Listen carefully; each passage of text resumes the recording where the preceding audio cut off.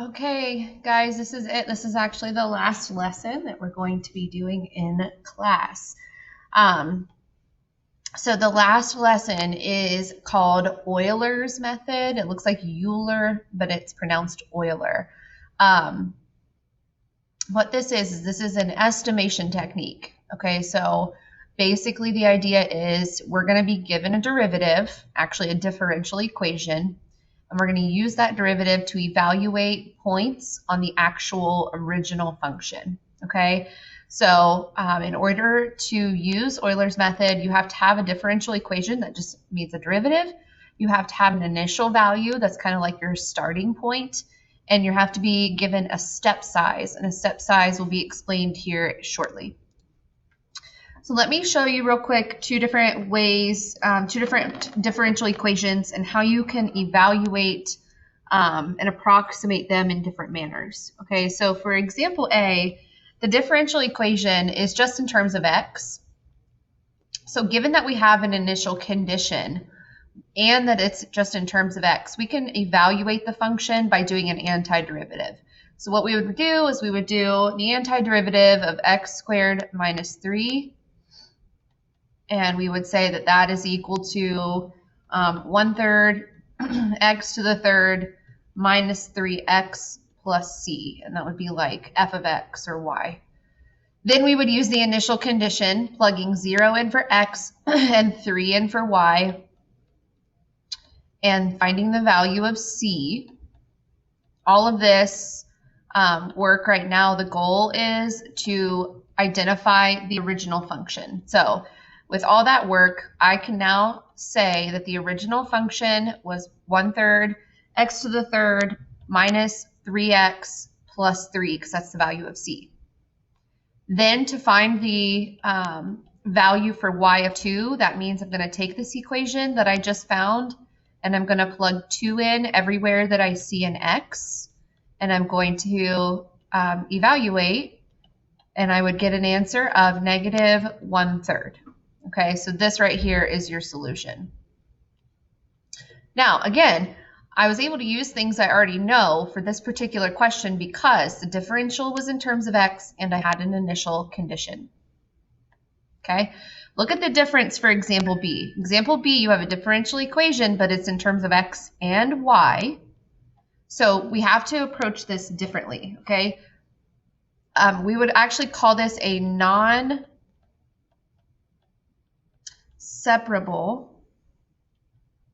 differential equation. It's called non-separable because you're not able to put all the x's on one side and all the y's on the other and then anti-derive. So we really are kind of stuck with this equation. We cannot anti-derive it in a traditional sense. So when this happens, you are going to approximate values. So if you're evaluating something like a y value somewhere, you are going to use Euler's method to do that. Okay, we're not going to do that yet because what I want to do next is walk you through what Euler's method looks like. Okay, actually in Calc B or AB, we did something called evaluating using local linearity. And so that basically means that what you would do is you would take a tangent line and you would use a tangent line to approximate a function that's close to where the tangent line is located.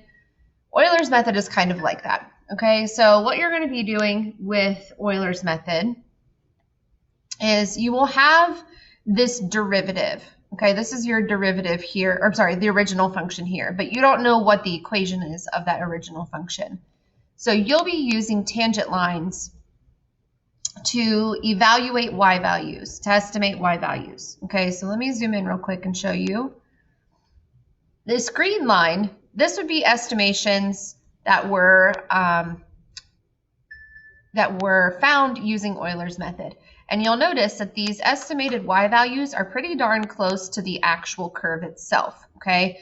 Keep in mind, though, when you're doing Euler's method, you would not know what the actual curve is at. You would not know the equation of it because you would only be using Euler's method in the case where you cannot find the original curve, okay?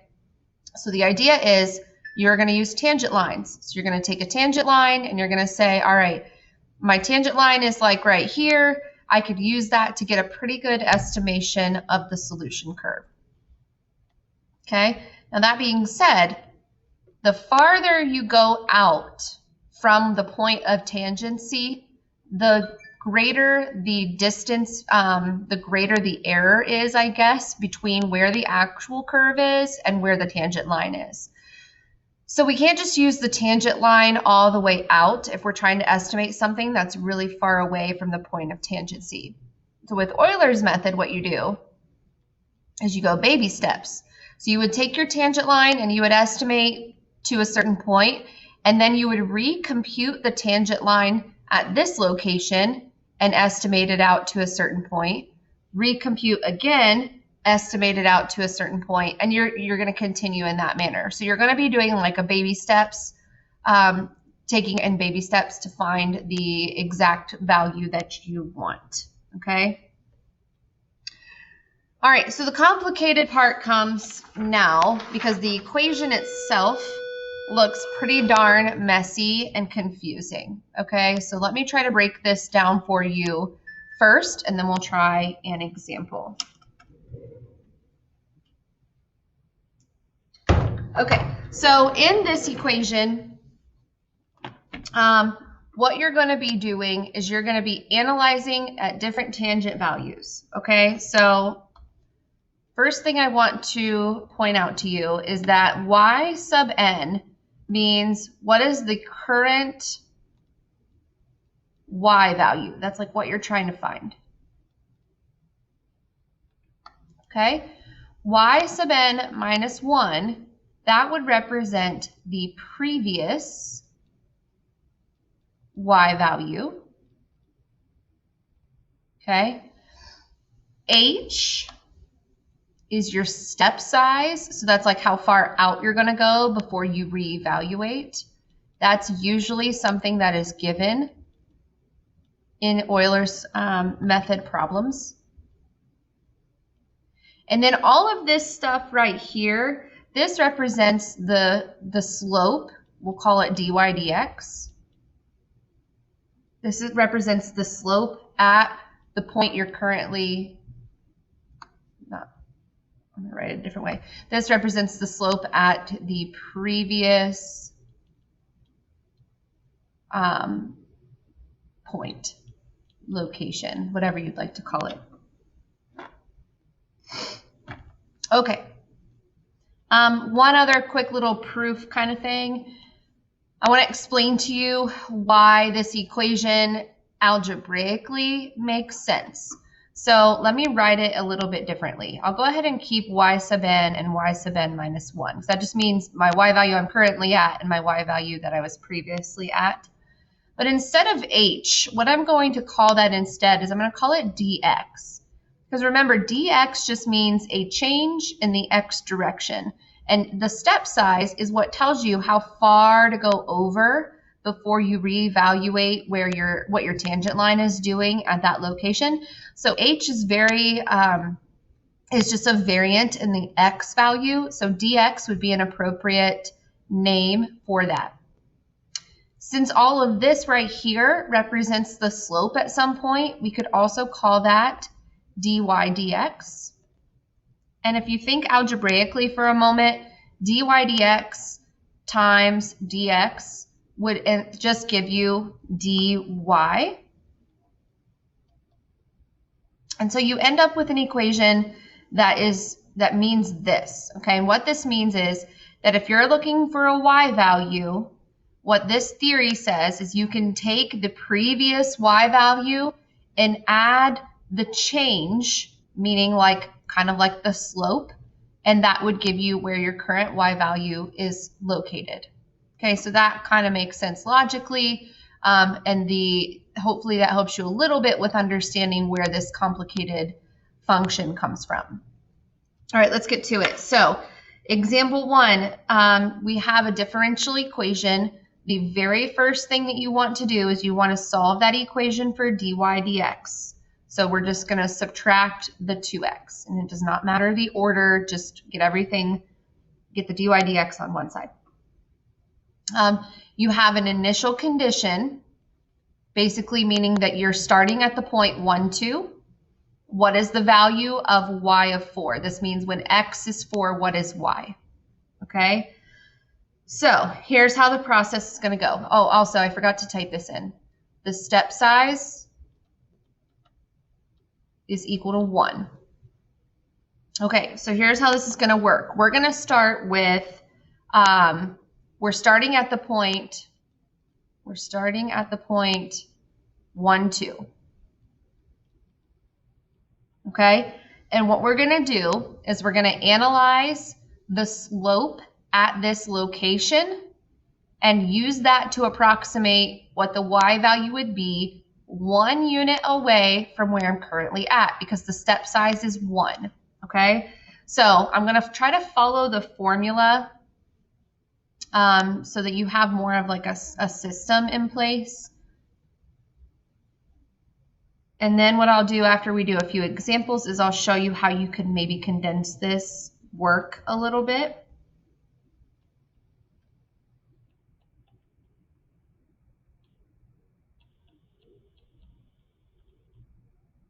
Okay, so here's your formula.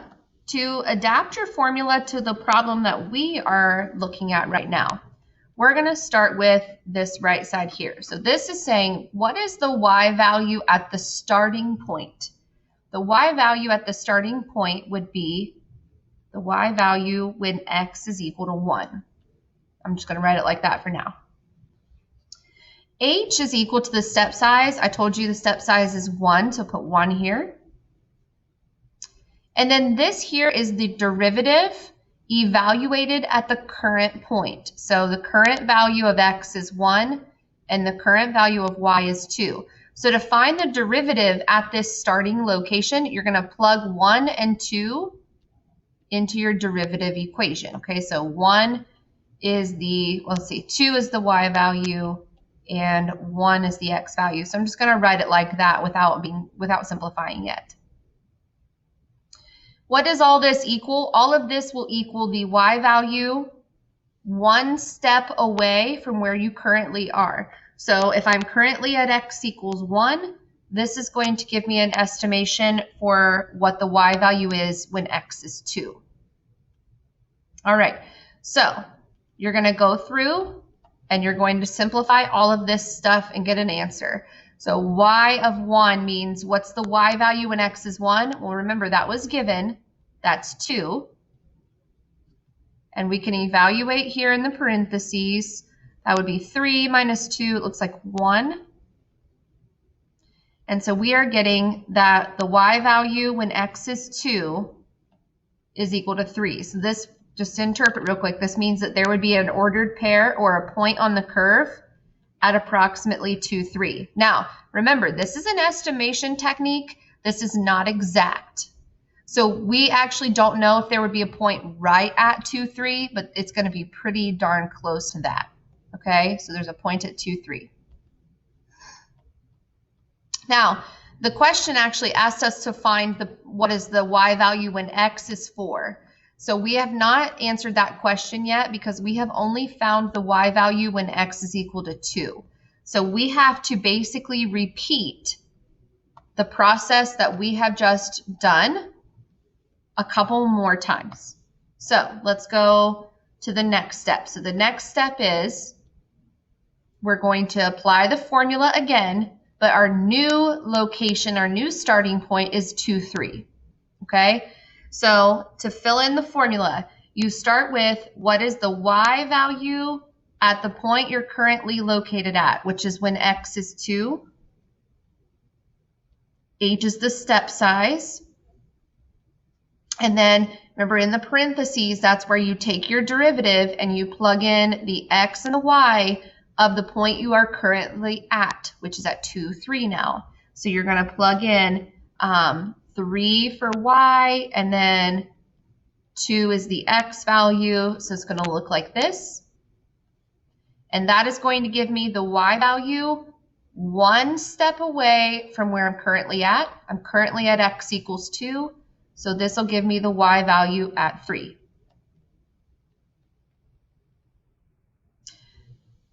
Obviously, that's the hard part, is setting it up, because beyond that point, it's pretty easy. You're just simplifying. So y of 2 means, what's the y value when x is 2? That is 3. Then you're going to solve all of this. So 1 plus 3 is 4, minus 4, that's 0. And so that means that y, when x is equal to 3, the y value is also equal to 3. And let's interpret. That means that there is a point on the graph at 3, 3, or pretty darn close to that. Okay, we're going to do this one more time because our goal was to find the y value when x is 4. Okay, so my new x and y values are 3 and 3, and that's what I'm going to be plugging into my equation. So what is the y value when x is 3? Step size is 1, and I'm going to plug these numbers into my derivative function. And this is going to give me the y value 1 unit away from where I'm currently at, which would be at when x is equal to 4. And we can solve. The y value at 3 is 3. This would be 4 minus 6, negative 2. And we can solve now, and that's going to give us 1. Okay, and that there is your final answer. What is the approximate y value when x is equal to 4? That approximate y value is equal to 1. Okay, so Euler's method is not real complicated once you get it going. It's messy and it's tedious, but not complicated because there's not really a whole lot of calculus involved. Let's just do a few more examples so you can get a little bit more comfortable with the process. So, given dy dx equals y minus 2x plus 3, and we have this initial value, use Euler's method with a step size of 0.5 to find the approximation for f of 3. So we're already at x equals 2. We just want to get to the estimation of when x is 3.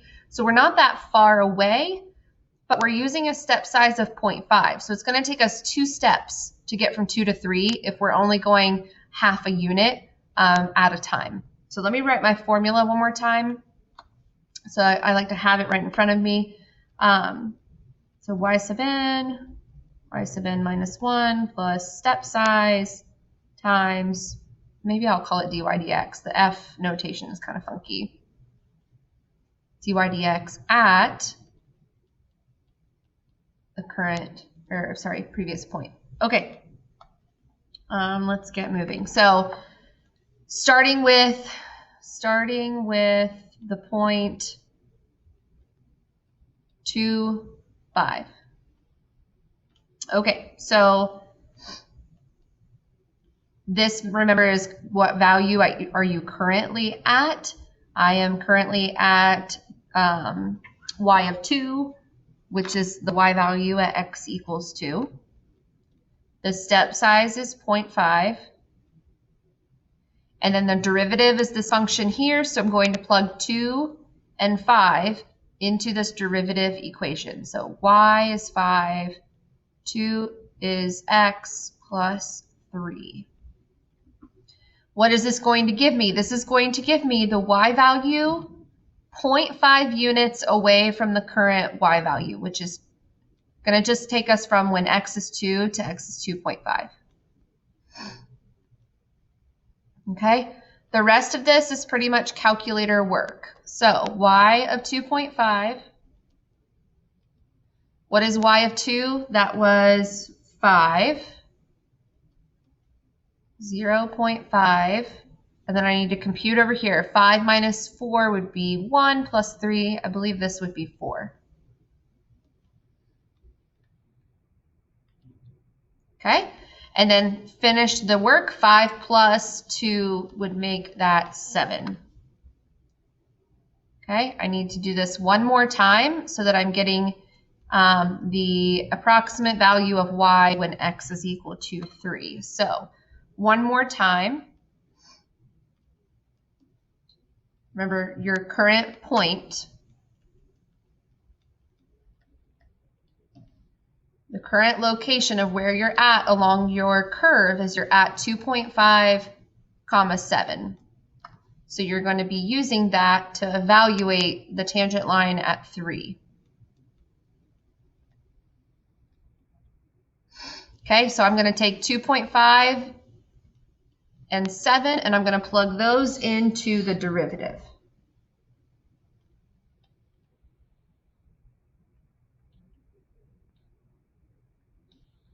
All right, and here's where things can get a bit messy because now we've got decimals involved. So it's possible we're going to get an answer that is not a nice number. No big deal. That's pretty much the name of the game. So I'm just going to type in my calculator.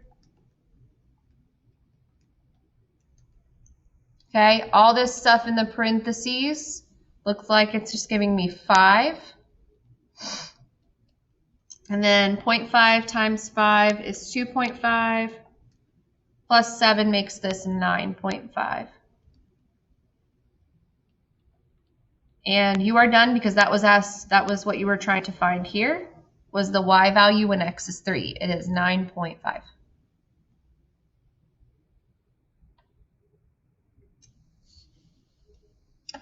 Okay, side note question. What is the equation for the tangent line to the function at the point 2,5?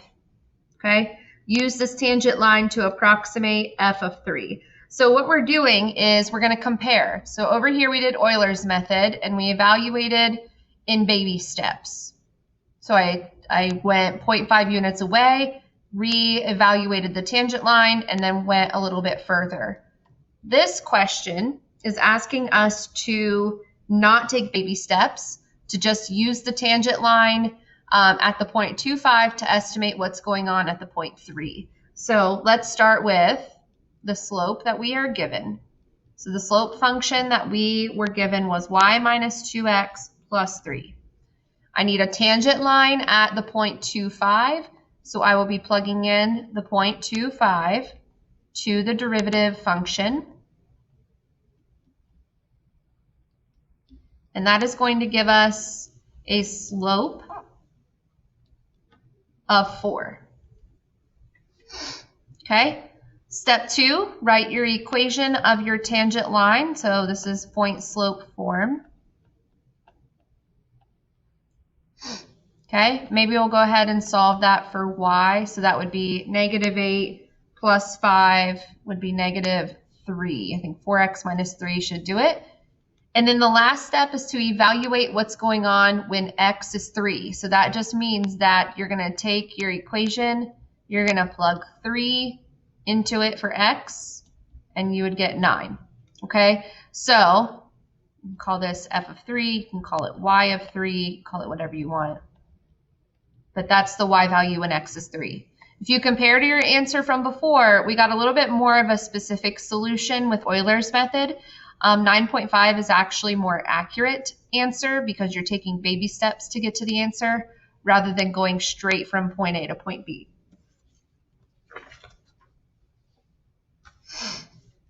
Okay.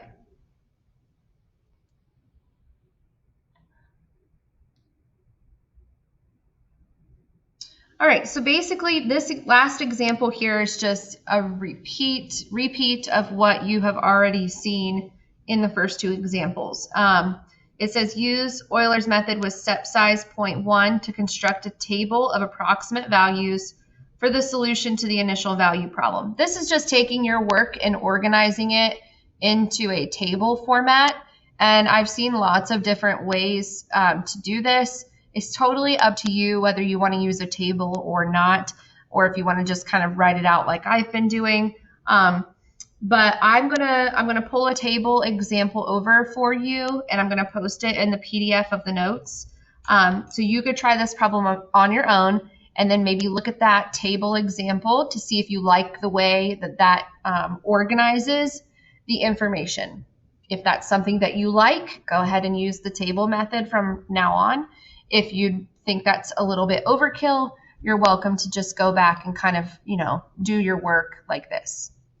That's pretty much it. So I think you have enough to start the homework.